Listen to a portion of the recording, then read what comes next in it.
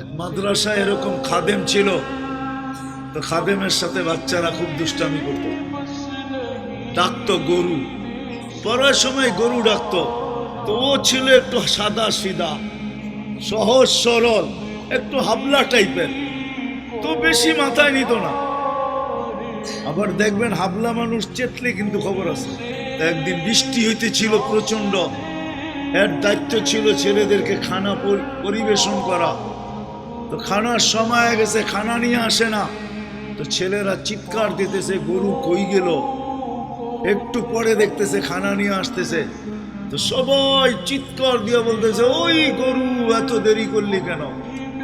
বাস সরল সহজ তো লেগে গেছে মাথায়। মোতামিম সাহেবের কাছে যা বলতেছে চাকরি করব না। কেন? বাড়ি মাদ্রাসায় যেটি পালেন এটি সব দেয়া দাও।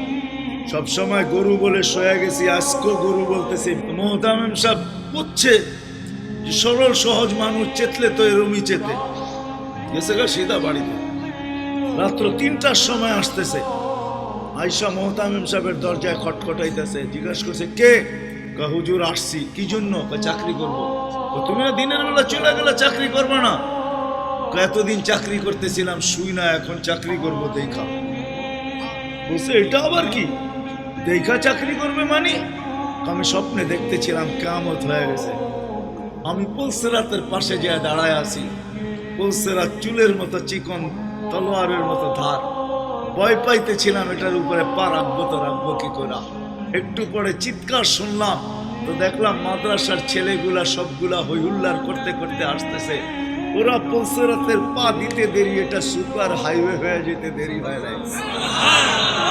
সবগুলা উঠা পার হইতেছে, একটা পিছন থেকে আমাকে দেখা ফেলছে আর চিৎকার দিয়া বলছে ওই তোরা যাস কই?